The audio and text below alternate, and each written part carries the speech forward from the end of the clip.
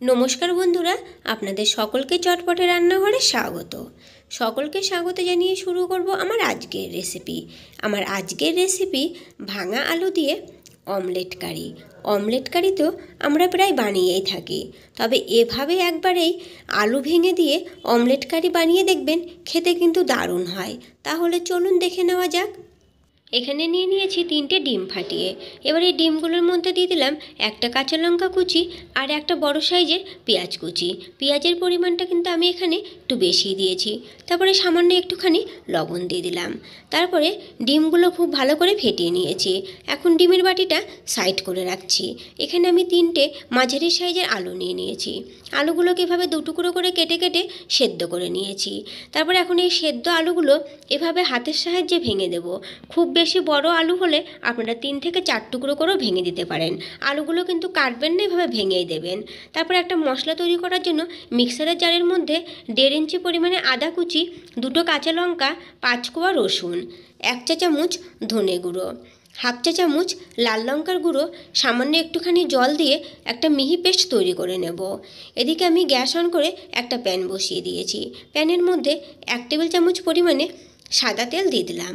তারপরে তেলটা ভালো করে প্যানের মধ্যে ছড়িয়ে দিলাম। তারপরে যে ডিম ফেটিয়ে রেখেছিলাম সেখান থেকে অর্ধেকটা ডিম আমি এখানে দিয়ে দিলাম। এবারে খুন্তির সাহায্যে ডিমটা ভালোভাবে চারিদিকে ছড়িয়ে সমান করে দেব। আর গ্যাসের ফ্লেমটা কিন্তু এই সময় একদম লো হিটে রাখতে হবে। তারপরে ছড়িয়ে দেওয়ার পরে ডিমটা যখন ওপর থেকে এভাবে একটু জমে গেছে, তখন ডিমটা এভাবে পাটিসাপটা পিঠের মতো করে এভাবে কিন্তু জড়িয়ে নেব। তো এভাবে জড়িয়ে নেওয়ার পরে এখন একটু চেপে চেপে উল্টে পাল্টে ভালো করে ভেজে নেব, যাতে ডিমটা ভেতরে কাঁচা না থেকে যায়। যখন ভেজে নেওয়া হয়ে গেছে, তখন আমি এই অমলেটটাকে এভাবে 4 টুকরো করে কেটে নিলাম। আপনারা চাইলে কিন্তু প্যান থেকে নামিয়ে পরেও কেটে নিতে পারেন। আমি প্যানের মধ্যেই খুন্তি দিয়ে কেটে নিলাম।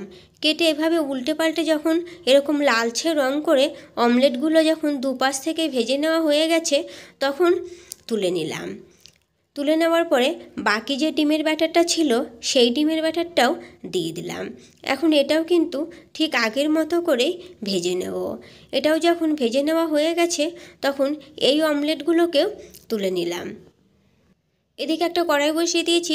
কড়াইটা যখন গরম হয়ে গেছে, দিয়ে দিলাম 3 টেবিল চামচ পরিমাণে সাদা তেল। ফোড়নে দিয়ে দিলাম 1/2 চা চামচ জিরে, একটা তেজপাতা, একটা শুকনো লঙ্কা, 2টো ছোটো এলাচ, 2টো লবঙ্গ আর 1 টুকরো দারচিনি। তারপরে ফোড়নটা ভেজে নেওয়ার পরে দিয়ে দিলাম একটা মাঝারি সাইজের পেঁয়াজ কুচি। এখন গ্যাসের ফ্লেমটাকে মিডিয়ামে রেখে পেঁয়াজ কুচিটা লালচে রং করে ভেজে নেব।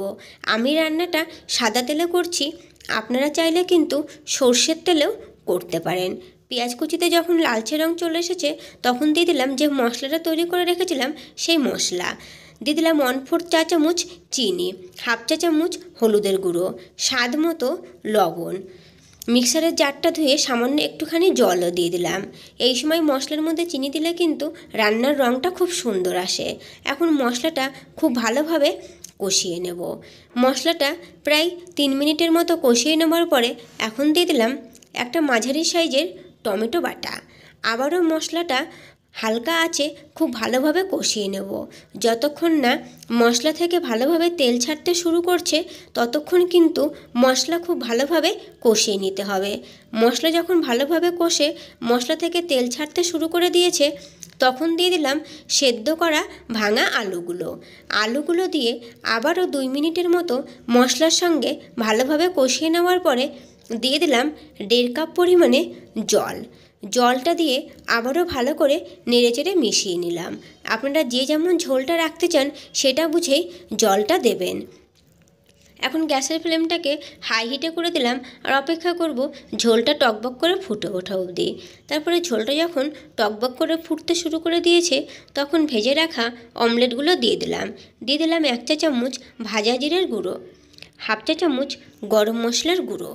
আবারও একবার ভালো করে নেড়েচেড়ে মিশিয়ে নিলাম। এখন গ্যাসের ফ্লেমটাকে মিডিয়ামে করে দিলাম। এখন এই মিডিয়াম ফ্লেমে রেখে ঢেকে দিলাম 5 থেকে 6 মিনিটের জন্য। 6 মিনিট পরে ঢাকাটা তুলে নিলাম। ঢাকাটা তুলে নেওয়ার পরে আবার একবার ভালো করে নেড়েচেড়ে একটুখানি মিশিয়ে নিলাম। আর এখন কিন্তু আমাদের এই ভাঙা আলু দিয়ে অমলেটের ঝোল একদম রেডি। গ্যাসের ফ্লেমটা অফ করে দিলাম, এটা নামিয়ে দেখিয়ে দিচ্ছি। তো এই যে দেখুন, আমাদের এই অমলেট কারি পরিবেশন করার জন্য এখন একদম রেডি। এভাবে একবার বানিয়ে দেখবেন, খেতে কিন্তু দারুণ হয়। ভালো লাগলে চ্যানেলটিকে লাইক, শেয়ার ও সাবস্ক্রাইব করে নেওয়ার অনুরোধ রইল, পাশে থাকা বেল আইকনটি সমেত।